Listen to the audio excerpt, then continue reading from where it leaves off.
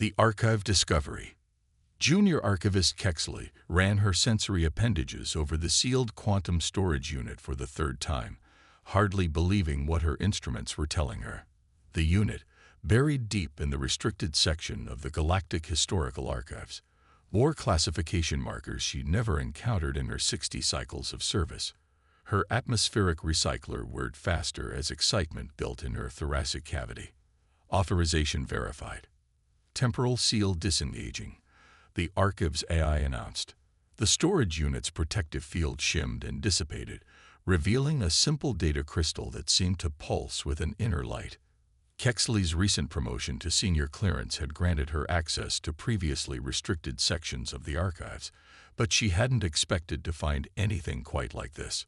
The crystal's label was deceptively simple: Human Military Engagement. First Contact Incident. Final Analysis. She knew the basics, of course. Every archivist did. Humans had been restricted from galactic warfare mere cycles after joining the Federation. The official record cited technological incompatibility and strategic divergence as the reasons, but Kexley had always sensed there was more to the story. The speed of the restriction, the unanimous vote from the Council, the immediate compliance from the humans themselves, it all seemed too neat, too carefully arranged. With practiced care, she inserted the crystal into her personal interface unit. The holographic display sprang to life, filling her research pod with the harsh light of weapons fire and the cold void of space. The timestamp made her feeding tentacles curl in surprise. Just 3 standard cycles after humanity's first contact with the Federation. The footage showed a small human fleet, barely more than a dozen ships, facing off against a Drachnid battle group. The Drachnids were notorious warriors before their eventual integration into the Federation, and their fleet that day had outnumbered the humans nearly 30-1. Computer, verify authenticity markers, Kexley commanded. Authenticity confirmed. Source: Combined Fleet Intelligence Division. Classification: Omega 9. Omega 9. Kexley's protective membranes flickered rapidly. That was the highest security classification possible, reserved for information that could destabilize the entire Federation if revealed improperly. The footage continued playing. The human ships, vastly outgunned, appeared to be attempting the strategic retreat. Standard doctrine, especially given the overwhelming odds. But then something happened that made Kexley's scientific training scream in protest. The humans weren't retreating. They were accelerating directly toward a nearby brown dwarf star. The Drachnid fleet, committed to the pursuit, followed them into the star's gravitational influence. What happened next defied conventional military logic.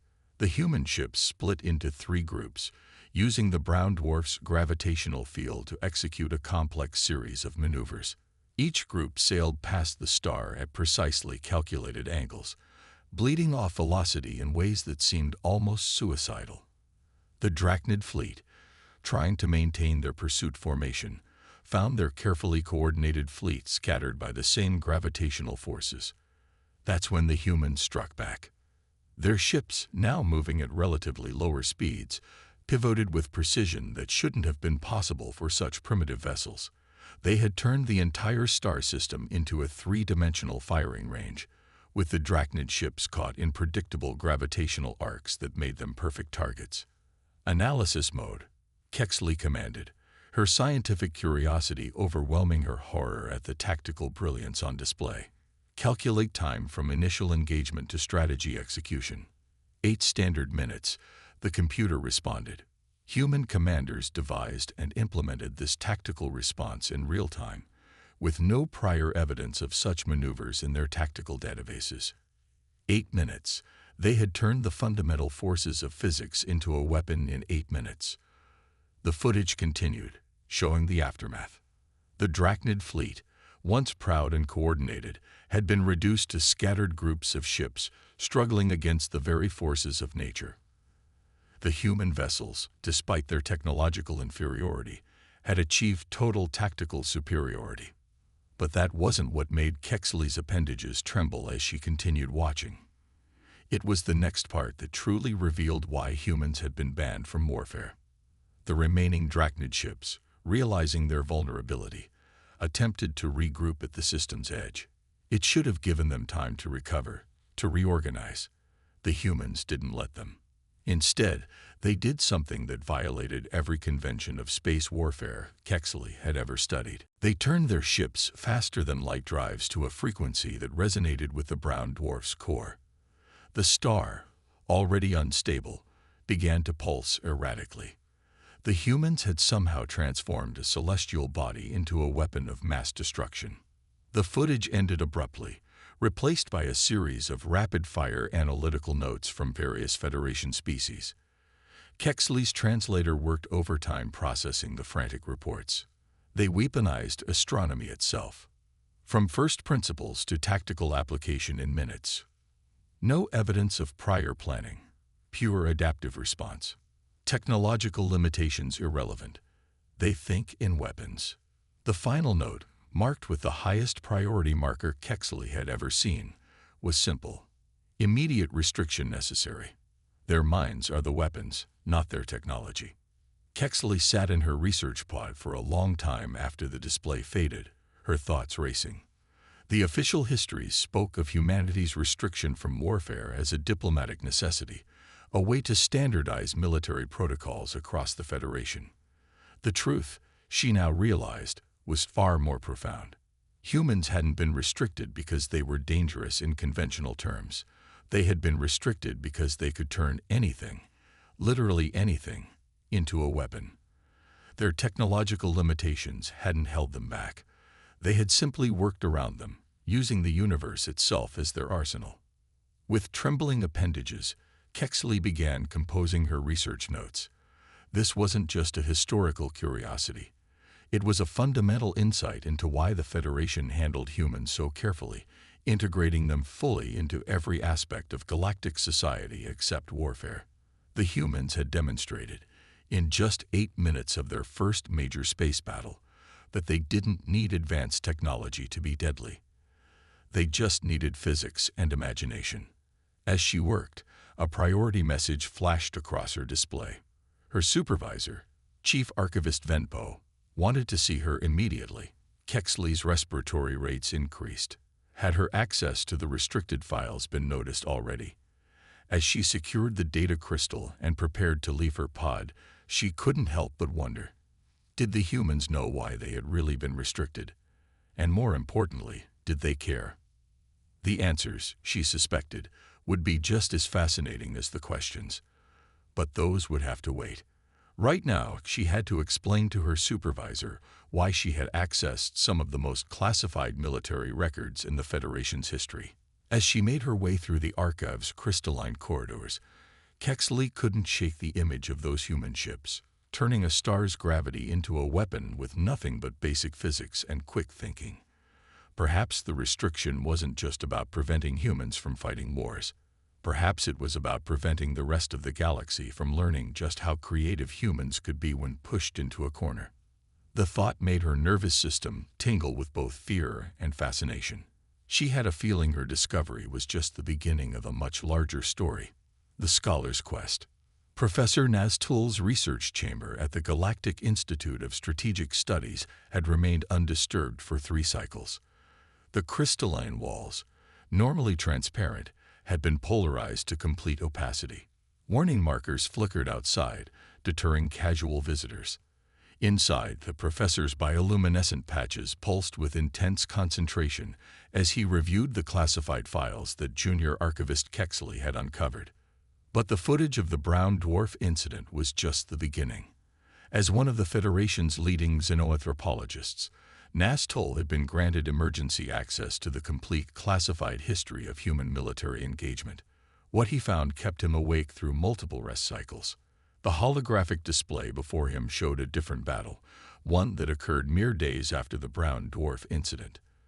This time, the humans faced the Swarm Collective, an aggressive species that had since been peacefully integrated into the Federation.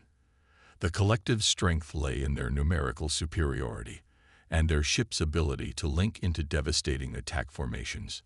The footage began playing, and Naztul's optical sensors widened. The human ships, already damaged from previous engagements, appeared to be in retreat again. But something was wrong with their movement pattern. "Computer, analyze human fleet formation," he commanded. "Analysis indicates deliberate irregularity in formation. Ships are maintaining precisely calculated zones of apparent chaos." Apparent chaos. Naztul's tentacles curled in appreciation of the phrase. The humans weren't flying in chaos at all. They were creating a mathematical pattern so complex it appeared random. As he watched, the swarm ships moved to engage, their linked consciousness attempting to predict the humans' next moves. That's when the trap was sprung. The human ships' erratic movements had forced the swarm to spread their formation, trying to account for all possible vectors of attack. In doing so, they had compromised the very networking that made them formidable. "Pause playback," Naztul ordered. "Access tactical analysis." The computer displayed a series of equations that made the professor's respiratory system hitch. The humans had somehow calculated exact flight patterns that would create psychological uncertainty in their opponents. They had weaponized unpredictability itself. But it was the next part of the footage that truly captured Naztul's attention. As the swarm formation broke down, the humans introduced a new element to the battle. Their ships began broadcasting what appeared to be nonsense signals across all frequencies. The swarm's linked consciousness, trying to process the flood of meaningless data, began to show signs of confusion. "They turned communication itself into a weapon," Naztul muttered, his voice synthesizer crackling with emotion. They understood the swarm's greatest strength was also their greatest vulnerability. The battle ended quickly after that. The swarm, their networked consciousness overwhelmed by the human signal warfare, retreated in disarray. Not a single shot had been fired in the final phase of the battle. Naztul's research notes were becoming increasingly agitated as he documented each new discovery. The humans didn't just adapt to their enemies' tactics, they turned those very tactics against them. Their technological limitations became advantages, forcing them to think in ways no other species had considered. A new file caught his attention, marked with the highest security classification. It detailed what became known as the Mirror Protocol incident. This time, the humans faced a species that used advanced quantum entanglement for instantaneous communication and coordination. Instead of trying to disrupt the quantum network, the humans did something unprecedented. They studied the quantum signatures and began replicating them, inserting false commands into the enemy's command structure. They hadn't just adapted to quantum warfare. They had reverse-engineered it in the middle of battle. "Computer, calculate time between humans' first exposure to quantum battlefield communication and their successful infiltration of the system." 17 standard minutes. Naztul's bioluminescence flickered rapidly. 17 minutes to understand and weaponize a technology that had taken other species centuries to develop. The implications were staggering. His research chamber's communication panel suddenly chimed, indicating a priority message. It was from the High Council themselves. They had noticed his access to the restricted files and wanted an immediate report on his findings. As he prepared his response, Naztul reflected on what he had learned. The humans' restriction from warfare wasn't about preventing them from fighting. It was about preventing them from teaching others how to fight differently. Every engagement they participated in introduced new concepts of warfare that had never been considered by the galaxy's oldest military minds. The message he composed for the Council was direct. The humans' greatest weapon isn't their technology or their tactics. It's their fundamental approach to problem solving. They don't see limitations. They see opportunities for innovation. In warfare, this makes them not just dangerous, but transformative. They don't just win battles. They change how battles are won. He attached several examples from his research, including the brown dwarf incident that Kexley had discovered. But he also included a warning. Our restriction on human military involvement may be protecting us not from their strength, but from our own temptation to learn from them. Every species that faced them in battle, even those that retreated, began showing signs of adopting human tactical innovations. As he sent the message, his chamber's security system alerted him to an approaching visitor.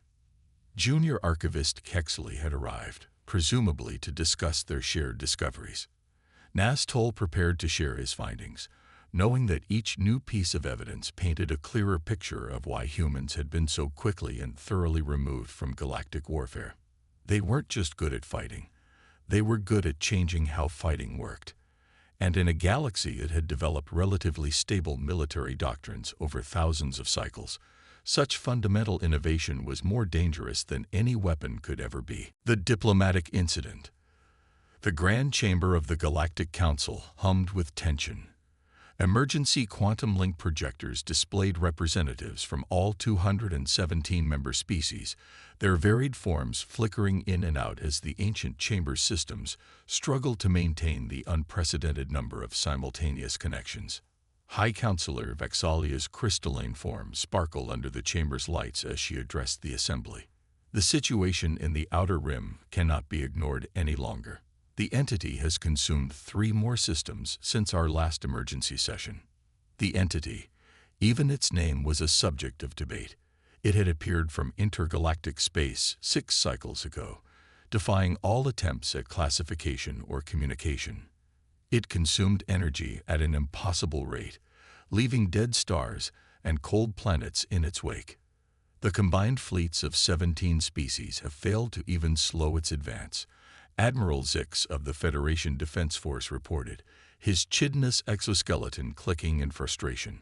Our weapons pass through it, as if it exists in dimensions we cannot fully perceive. In her private observation pod, Junior Archivist Kexley watched the proceedings with growing anxiety.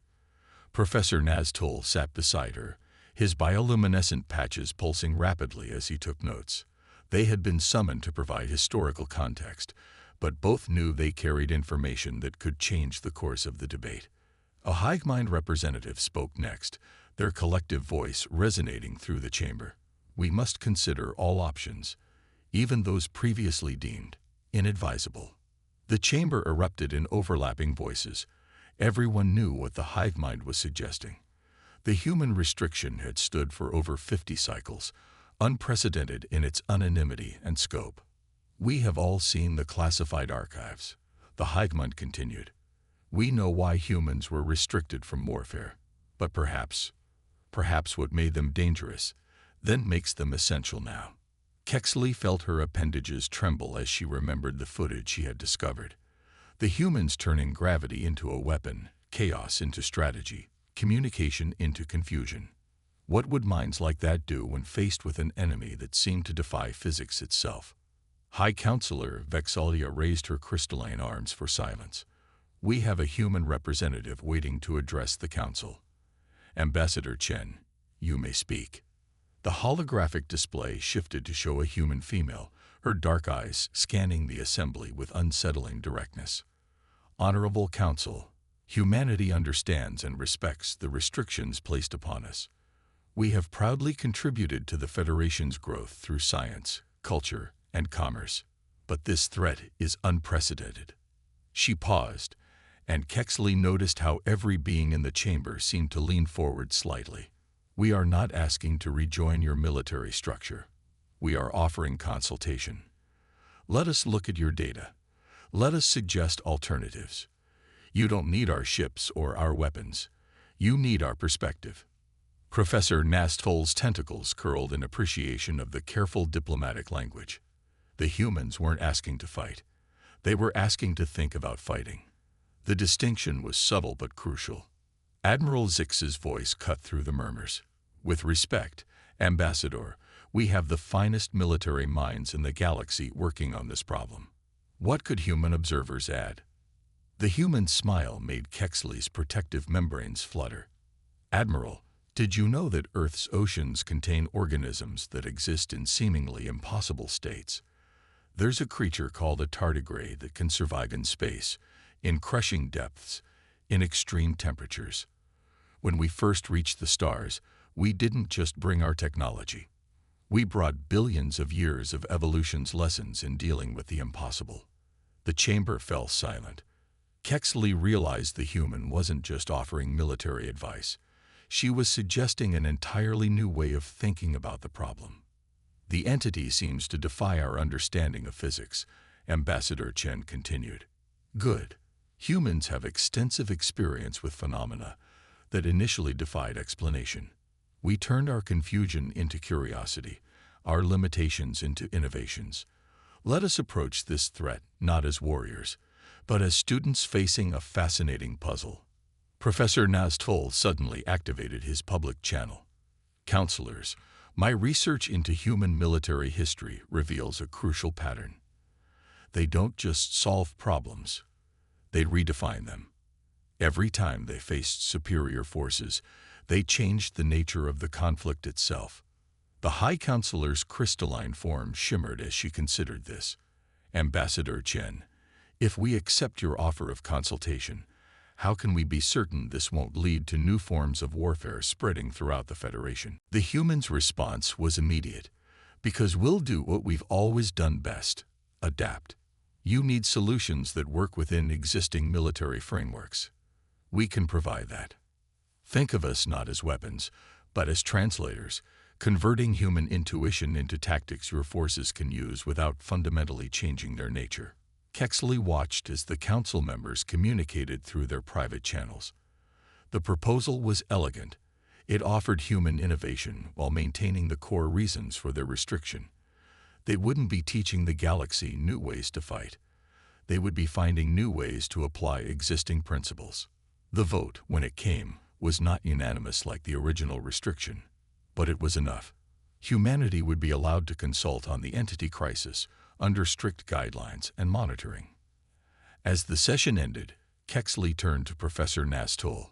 Do you think they'll really be able to help without changing everything? The professor's bioluminescence pulsed thoughtfully. My dear archivist, they already have. Did you notice? They just turned their greatest perceived weakness, their disruptive influence on military doctrine, into their greatest diplomatic asset. The question isn't whether they'll change everything. The question is whether we're ready to admit we need them to.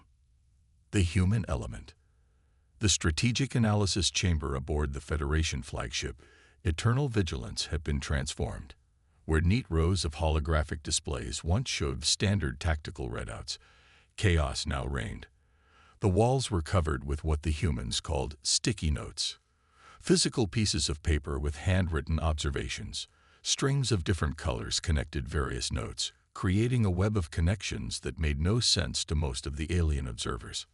Dr. Sarah Chen, now serving as the head of the Human Advisory Team, stood before the main display showing the entity's path of destruction. Unlike the military officers who had studied the same data for cycles, she wasn't looking at fleet movements or weapon capabilities. She was watching the stars die. Play it again, she commanded. Quarter speed. Focus on the energy signatures.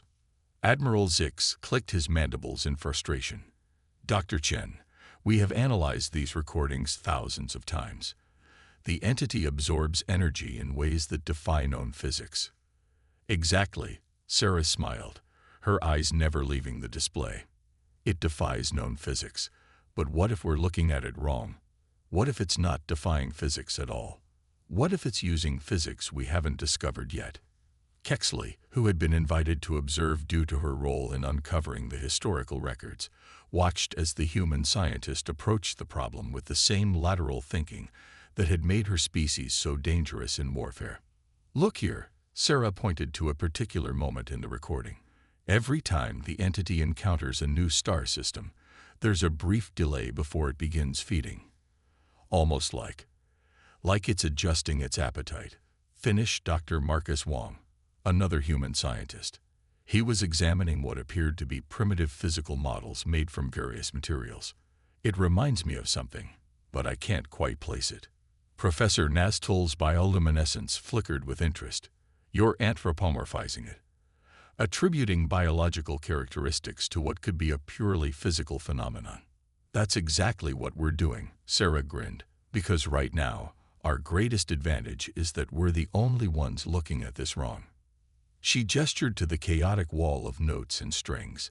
Every species in the Federation approached this as a military problem or a physics problem. But humans? We see patterns, we see behavior, we see life, even where it shouldn't exist. The chamber's atmosphere seemed to shift as Sarah began moving between the displays with increasing excitement. "Admiral, you said your weapons pass through the entity, as if it exists in dimensions you can't perceive. What if that's literally true? What if it's not just feeding on energy? What if it's feeding on dimensional potential?" Admiral Zix's compound eyes reflected the shifting displays. "Explain." Marcus stepped forward, holding one of his models. "On Earth, we have creatures that exist in essentially two dimensions, like water striders skating on the surface of a pond. They interact with the third dimension, but their primary existence is planar. What if the entity is similar, but in higher dimensions?" Kexley's tentacles curled in sudden understanding. "You're suggesting it's not consuming energy in our normal spacetime. It's consuming the potential for spacetime itself." Sarah completed the thought. "That's why conventional weapons don't work. We're trying to fight it in three-dimensional space when it's actually feeding on the fabric of reality." The chamber erupted in overlapping conversations as various species representatives processed this perspective. It wasn't just a new tactical approach, it was a fundamental reimagining of the problem itself. "But how does this help us?" Admiral Zix demanded. "Even if you're right, we can't fight something that exists beyond our dimensional understanding." Sarah's smile widened. "Can't we? Remember those history files about how humans turned gravity into a weapon? We didn't need to understand all of physics to use physics itself as a tool. We just needed to understand enough to create the right conditions." She turned to the main display, highlighting the entity's feeding pattern. "Look at the delay before it feeds. It's not adjusting its appetite. It's creating a dimensional interface. It has to partially enter our spacetime to feed. That's our window. And if we can predict when and where it needs to create that interface," Marcus added, his hands moving rapidly over a datapad, "we can turn its own feeding process into a weapon." Sarah finished. "Just like those first human ships used gravity to trap their pursuers, we can use the entity's own dimensional transition against it." Professor Nastol's tentacles waved in agitation. "You're suggesting we weaponize dimensional transition itself. The power requirements alone would be massive." Sarah nodded. "But we don't need to create the power. The entity does that for us every time it feeds. We just need to redirect it." Admiral Zix's exoskeleton rattled, the equivalent of a shocked laugh. "You want to turn a universe-eating entity's own feeding process into a trap. This is exactly why your species was restricted from warfare. You don't just think outside the acceptable parameters. You deny the existence of parameters altogether." "No," Sarah corrected gently. "We accept the parameters. We just refuse to be limited by them. There's a difference." She gestured to the chaotic but methodical arrangement of notes and connections on the walls. "Everything here follows the laws of physics. We're not breaking any rules. We're just reading them differently." Kexley watched as the human scientists continued to explain their plan, translating impossible ideas into practical applications that the Federation's forces could implement. They weren't introducing new weapons or changing military doctrine. Instead, they were showing the galaxy's finest warriors how to see their existing capabilities in a new light. As the briefing continued, she couldn't help but record her own observation. Humans hadn't been restricted from warfare because they were too dangerous. They had been restricted because they made everyone around them more dangerous, not by teaching new ways to fight, but by teaching new ways to think. The new protocol. The eternal vigilance hung in space at the edge of the Archimedes sector, its massive form dwarfed by the swirling, impossible geometries of the entity.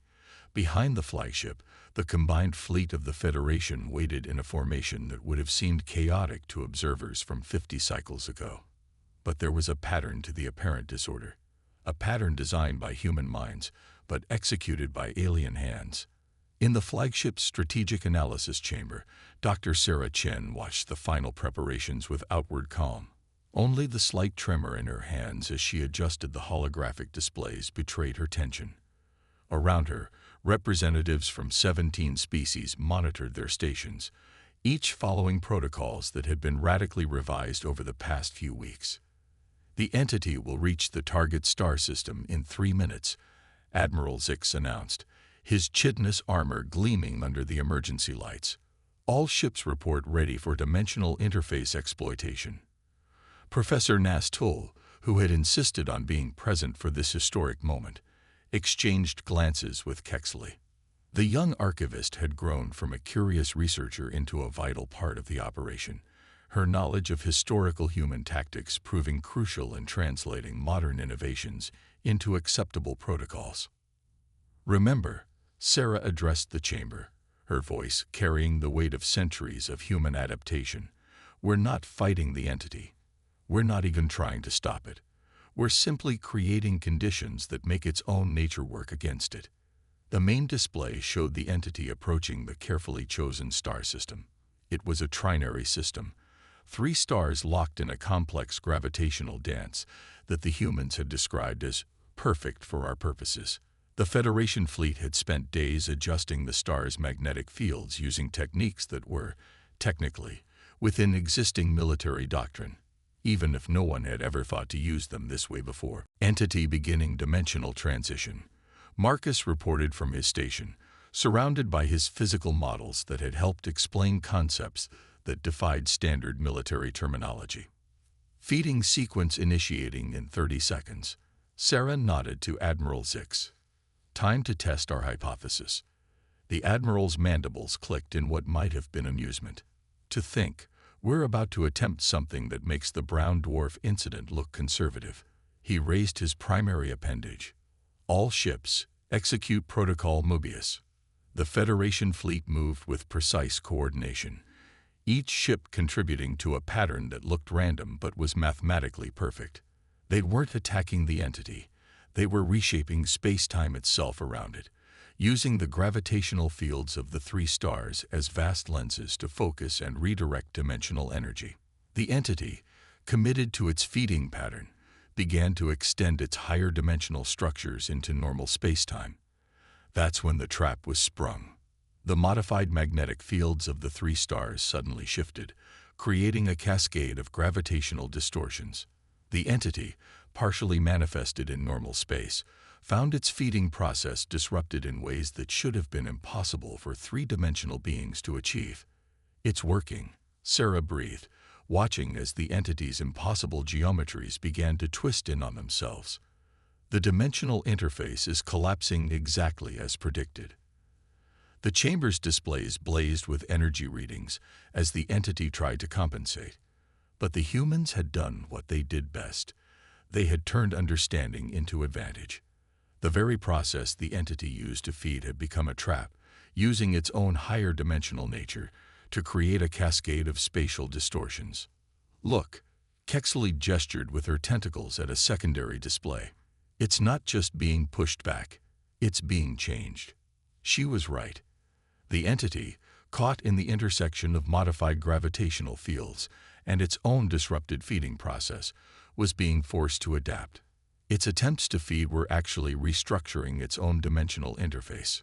"Mathematical poetry," Professor Nastul murmured, his bioluminescence pulsing with academic excitement. They turned its evolution against itself. The process took only minutes, but those minutes would be studied for generations to come. When it was over, the entity had not been destroyed. It had been transformed. Its higher dimensional structures had been recursively folded until it existed primarily in normal spacetime, its feeding patterns permanently altered to work within the natural laws of the galaxy. As the Federation fleet stood down from battle stations, Sarah turned to Admiral Zix. "We didn't have to defeat it. We just had to help it adapt to our universe instead of consuming it." The Admiral's compound eyes studied the human scientist. "You knew this would happen. This wasn't just about saving the galaxy. This was a demonstration." "Of course it was," Sarah smiled, "but not of human military potential. This was a demonstration of why we accept our restrictions.